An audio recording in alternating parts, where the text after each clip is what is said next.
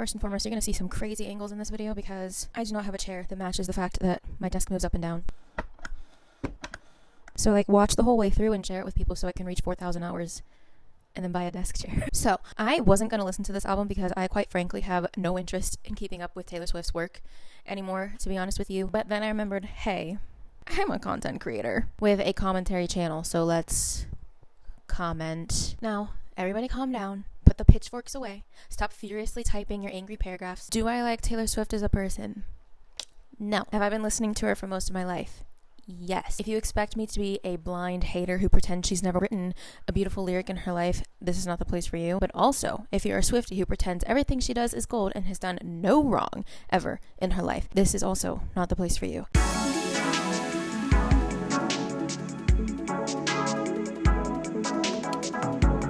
Okay. I'm done with the fate of Ophelia. I didn't think that song was bad. I'm going into this expecting people to be exaggerating at least a little bit, but I said this on TikTok. I did hear a clip of a song that was just straight up steaming donkey doo-doo. I don't know which one it was because I didn't bother to go back and check, but I thought this one was nice. I don't know if you can see the faces that I made like twice because it's going to be sped up like to high heaven and back. When I was like, if you saw that, what was it? It's about to be this sleepless night you've been dreaming of, because we're gonna... And I made like a face because I realized I have the lyrics open because I have a hard time actually hearing what people are singing in songs. This is the first time I'm listening to them. So I'm going through them as she's singing and pledge allegiance to your hands, your team, your vibes. What?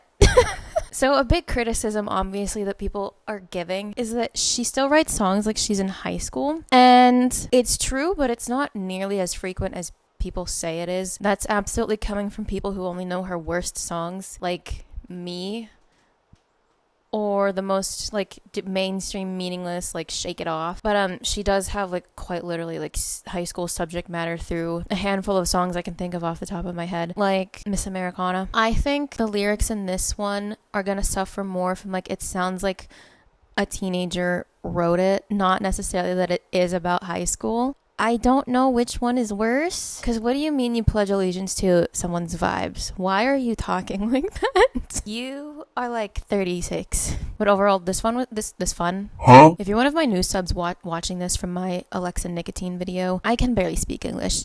Get used to it. I don't know. I thought the lyrics were fine. I thought that the music itself was fun. Very like... summary. Okay, enough yapping, on to the next one. Also, do you like my headphones that don't have their cushion because it started peeling off and I don't know how to replace these, so I just keep using them? And the next one is Elizabeth Taylor.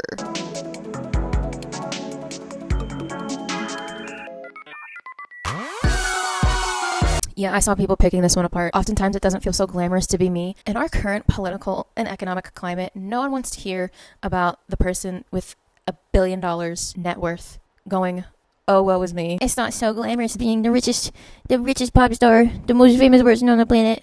It's not always so glamorous. Oh my god, it's so hard. Stop it. That's not cute. It made sense during Reputation when she was being torn to shreds, mostly over a lie. But now it's like...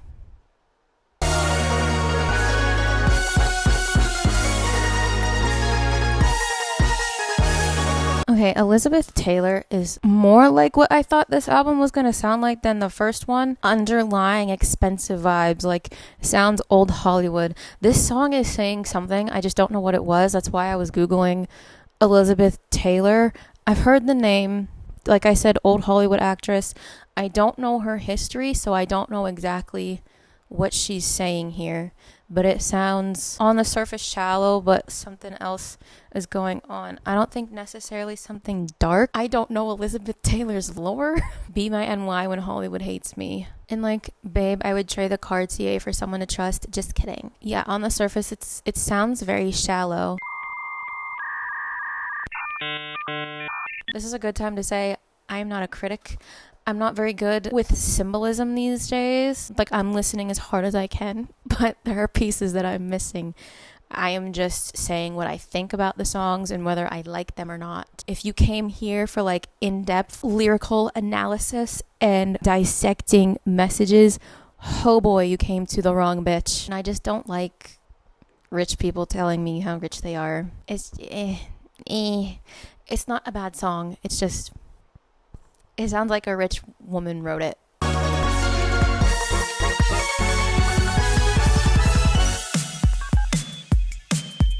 That's so funny. I had a bad habit of missing lovers past. My brothers used to call it eating out of the trash.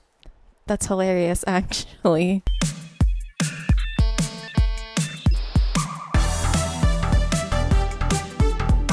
Before getting into this one, I do want to point out that I've seen some discussion that there's like thinly veiled racism, specifically anti-blackness in this song. So I just think that's something to consider. There was nothing that I picked up on because, like I said, I'm not very good, like on the first listen through, on picking up in messages and reading between the lines. So as you listen to me give my thoughts on it right now, just I was not aware, like I didn't pick up on anything at the time that would have absolutely changed my opinion on the song.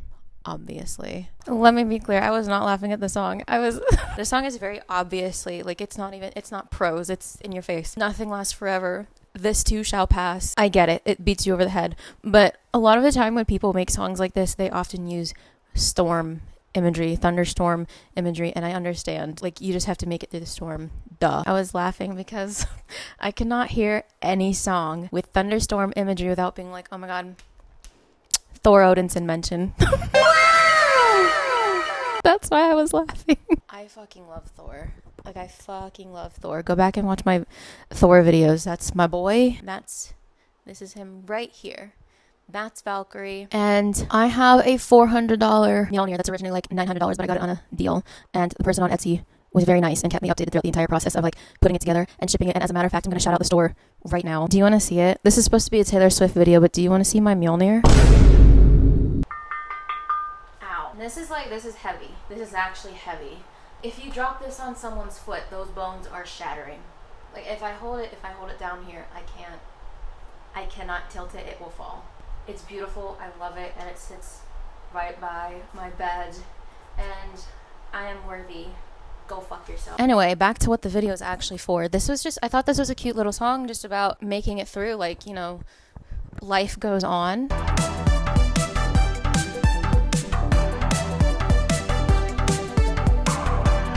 Okay, you'll probably see that I was making a face throughout that entire song, because once we passed the intro, I felt like, are we like a big wig, like label exec guy, and we're preying on some innocent girl who just wants her dreams achieved and she'll do anything to get there? I was like, are we actually touching on the weirdness that is father figure? I was like, am I being groomed?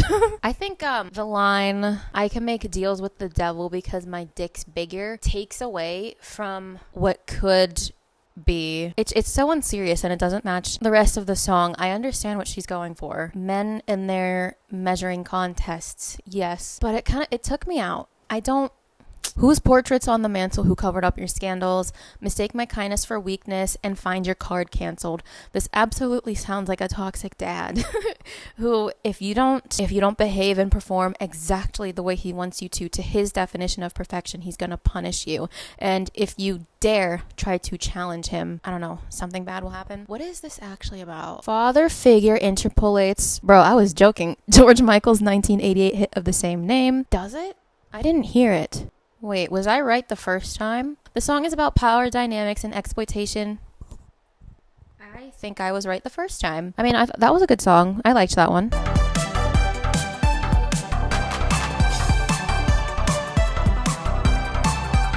Well, this is the song that everyone was clowning on. Dude, compose yourself. This could have been a great song about aging and reflecting back on the responsibility-free life of childhood and its innocence and how the world seemed brighter, and just looking back on that with grief, because nostalgia is a form of grief, and you know, that would have been great. But the lyrics are so goofy. When everybody's so punk on the internet, everyone's unbothered till they're not, every joke's just trolling and memes. You can't put... The piano is so pretty and the mood is obviously melancholy, and then you put the word memes in there. I feel like there was something better that you could have written. That takes you out of the song immediately. And everybody's cutthroat in the comments. Every single hot take is cold as ice. That is a very basic line of dialogue. That's a very basic, easy comparison. That could have been written better as well. I started cracking up at the pre-chorus. I have been afflicted by a terminal uniqueness. Who? I'm sorry, who talks like that? That is so cringe. I was in the shower earlier getting ready to listen to this, and I was thinking the things that I had seen on TikTok, it's very much giving 2015 Halsey Badlands. Why are you talking like that? We're way past the time when everyone tried to seem way more badass than they actually are. Like, it's giving keyboard warrior. It's keyboard warrior core. I saw someone in a comment say, like, before the Era Store, before the 2020s, people looked at her as a cringe millennial, and there was a reason, but everyone seems to have forgotten. This showcases that. Don't talk like that. Why are you talking about yourself like that? I have been afflicted by a terminal uniqueness. And it's giving, what the fuck did she say on the Torture Poets Department? I only listened through that album once and took 4 songs from it and ran and never looked back. But something like, you would never survive in the asylum where they raised me. And it's like a Hollywood mansion. Huh? I'm not a bad bitch and this isn't savage. Oh my god, that's funny as fuck. Why the fuck would you say that? No one says savage anymore. It's not 2011, babe. It's the big 2025. And that really ruined the entire rest of the song. And then the next pre-chorus, every eldest daughter was the first lamb to the slaughter. So we all dressed up as wolves and we looked fire. Who approved this? Because you should sue them. That is bad. This song is fucking bad. And the rhymes are really weak. The metaphors are really weak. So many traitors, smooth operators. Who actually greenlit this song? Lyrically, the track deals with the mental struggles that can often come with being both an oldest child and elder sister. What are you barking about? And how Swift has taken her learnings from being an older sister and used them when dealing with her fame. Where did you get that? Because all I heard was like goofy playtime. That was trash. I'm sorry. That was trash.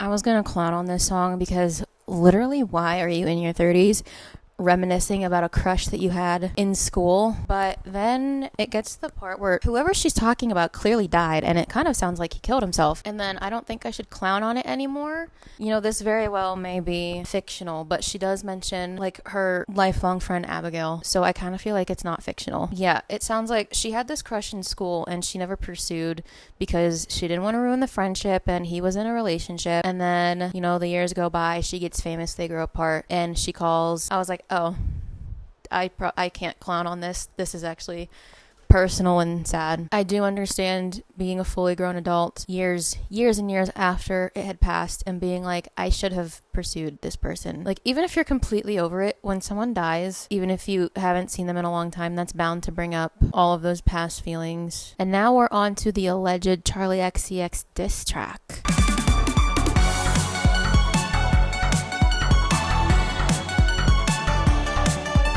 I think I just don't like this song as a diss track. So people are saying that this is about Charlie XCX, and it's called Actually Romantic because of her song Everything is Romantic. And I heard you call me boring Bob.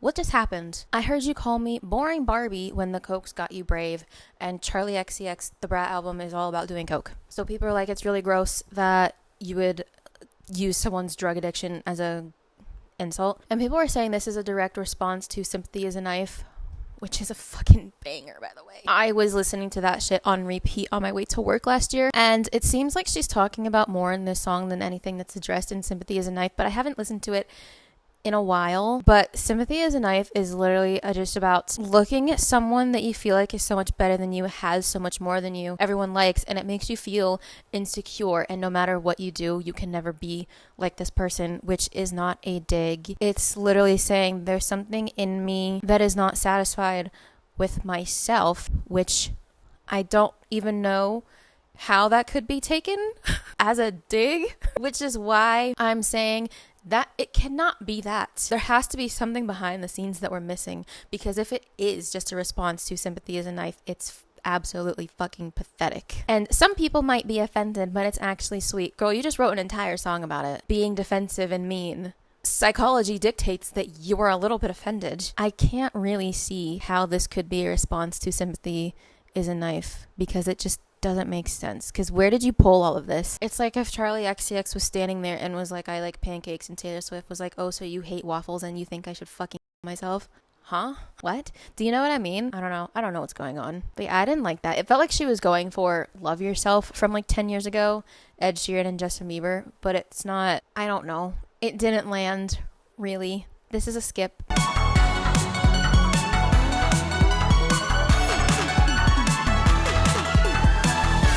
Wish list. I'm glad that song is over. This song is a fucking lie. Propaganda I will not be falling for is conservatism. They want the yacht life under chopper blades. They want those bright lights and Balenci shades and a fat ass with a baby face. They want it all. They want that complex female character. They want that critical smash.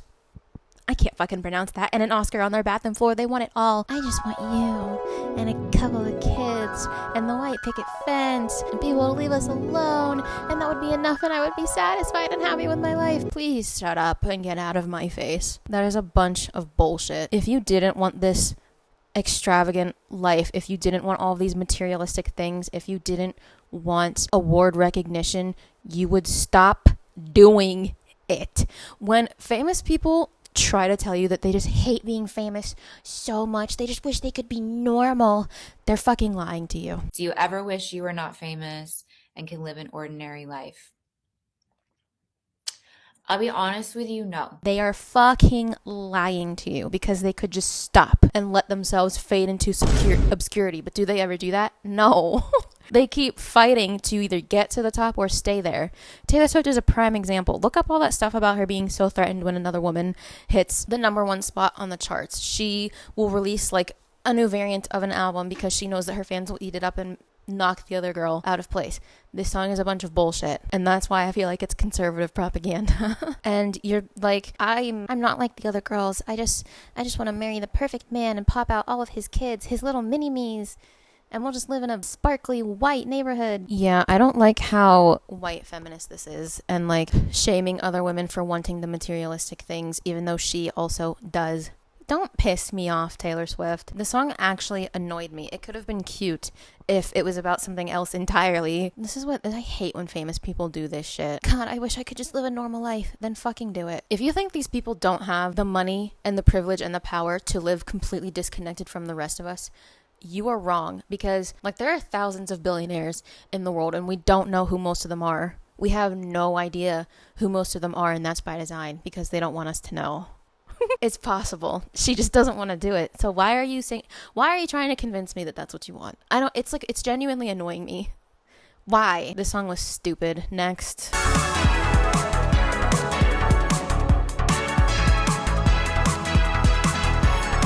Okay, my objective opinion is that the song isn't that bad. I don't know if it's my taste specifically, but there's nothing really wrong with it. The genius sanitation. Forgive me, it sounds cocky. He matized me and opened my eyes. That is obviously, you know the term dignitized. Redwood tree, it ain't hard to see. That was where I made the face, because ew. And the annotation is like references this tweet. Swifties when Ariana sings about sex and doesn't write it like, he stuck his long wood into my redwood forest and let his sap ferment my roots. I don't know what it is about this song that's not doing it for me this time. I don't know. I don't like it. I just don't. Maybe I'm being a hater. I don't know. We're moving on to canceled. Briefly described by Travis Kelce as a banger.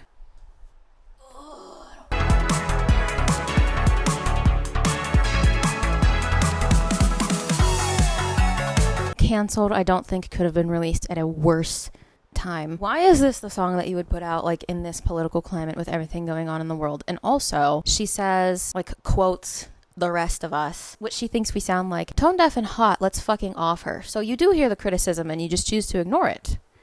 So you do know and understand why people call you tone deaf and out of touch. You just choose to ignore it and not change your ways and improve for the better. That is extremely interesting. That is an interesting to put in there. Just all things considered. Did you think that would prove us wrong? Because you just proved us right. I thought you were smarter than that. And can this be a safe space for a second? Of course not. This is the internet and Swifties are probably going to see this. This is what vigilante shit sounded like to me when I first listened to it. Just edgy in a cringy way. I feel like this song would have been better coming from almost literally anybody else. Someone who doesn't face very valid criticism and tone deaf allegations. You associate yourself with genuinely suspect or sometimes straight up bad people. Why are you flexing about that? You're just laughing in everyone's face about the criticisms that you've been facing the last like 2 to 3 years. That is a very bizarre move. I mean, the white feminists and the Republicans are going to eat it up. Everybody else is going to be like, I don't know about that one, chief. The song was funnily enough very tone deaf.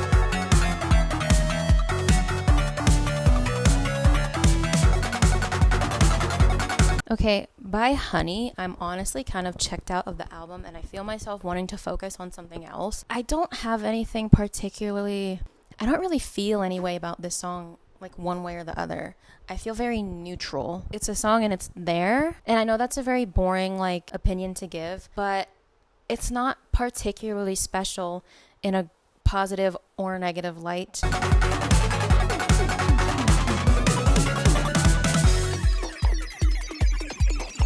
This song reminds me of Snow on the Beach in the sense that Sabrina Carpenter is kind of criminally underutilized. I don't know. I feel like she could have had more to do this song. I mean, I was also going to say, if it's my track, I wouldn't feature someone who can outdo me if I give them the opportunity to. So maybe that was a calculated decision. This song could have had a more deceptively glamorous sound to it, but it just kind of sounded like all of the other songs on the album that weren't hot garbage.